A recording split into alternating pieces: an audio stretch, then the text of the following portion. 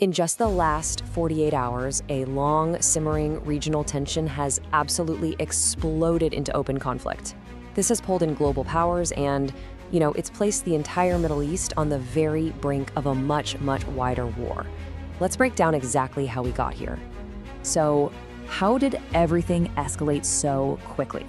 We're going to unpack this lightning-fast chain of events that took the region from what was a tense standoff to the very edge of all-out war.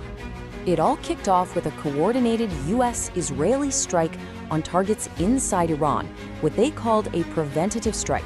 But then, just hours later, came the bombshell news. Iran's most powerful figure, the supreme leader Ayatollah Khamenei, was killed in that attack. Tehran's response? It was immediate and it was severe.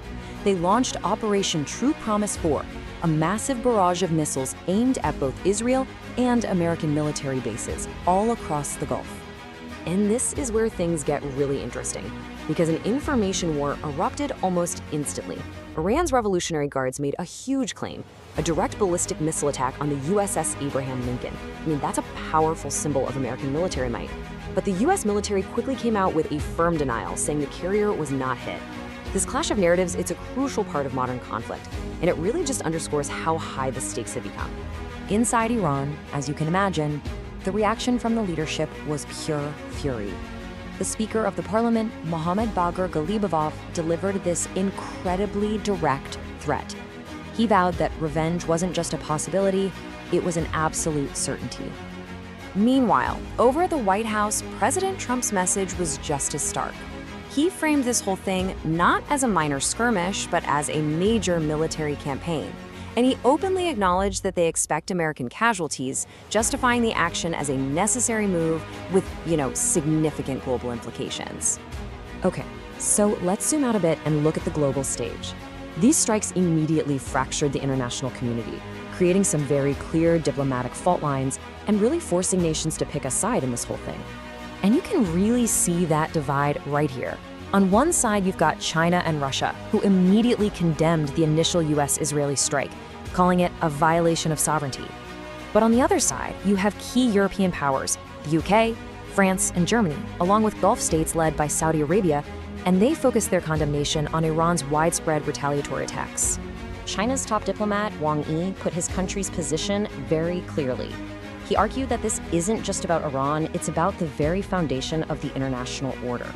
He warned that allowing these kinds of strikes would turn global relations into a jungle law, basically a world with no rules. And caught right in the middle of all this, of course, is the United Nations, which issued a pretty desperate plea for calm. The General Assembly president urged everyone, the US, Israel, and Iran, to pull back from the brink and get back to diplomacy before this thing spirals completely out of control. The immediate fallout from the attacks created two critical problems. First, a sudden and really dangerous power vacuum in Tehran. And second, an immediate threat to one of the most vital arteries of global commerce. Let's look at each of these. Now, this is a crucial point. Iran's constitution actually has a plan for a moment exactly like this. To prevent a total collapse of authority, power wasn't just handed to one person. Instead, it was immediately given to a three-person temporary leadership council. And this council is designed for continuity. It's made up of the heads of Iran's major governmental branches. You have the president, Masoud Pezeshkian, the head of the judiciary, Gholam Hossein Mohseni-Ejei, and a senior jurist, Ayatollah Alireza Arafi. Together, their job is to steer the state until a new supreme leader can be chosen. The economic shockwave was felt almost instantly. In just the first 24 hours of the conflict, commercial shipping traffic through the all-important Strait of Hormuz, and remember, that's where about a fifth of the world's oil supply passes through, it plummeted by over 20%. And this wasn't just jittery markets, okay? This was an official security declaration. The UK's Maritime Authority raised the threat level to critical. That's the highest level there is, sending a clear message to the world. The Strait of Hormuz is now an active and kinetic danger zone for all ships.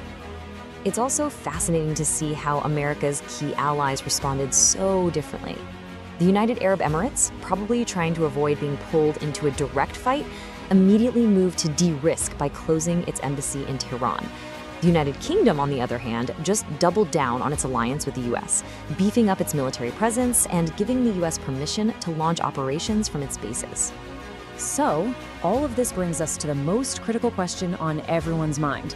Where in the world does this incredibly volatile situation go from here? Well, for Israel's Prime Minister Benjamin Netanyahu, this is not a moment for de-escalation, it's a moment for revolution. He issued a direct call to the Iranian people, urging them to rise up and overthrow their government. He's actually framing this crisis as a historic opportunity for regime change. With rhetoric at a fever pitch and military assets moving all over the region, the central question remains: is there any diplomatic off-ramp left? I mean, can cooler heads prevail and stop this slide into a devastating region-wide war? Amid the growing drumbeats of war, a powerful voice for peace has emerged from the Vatican.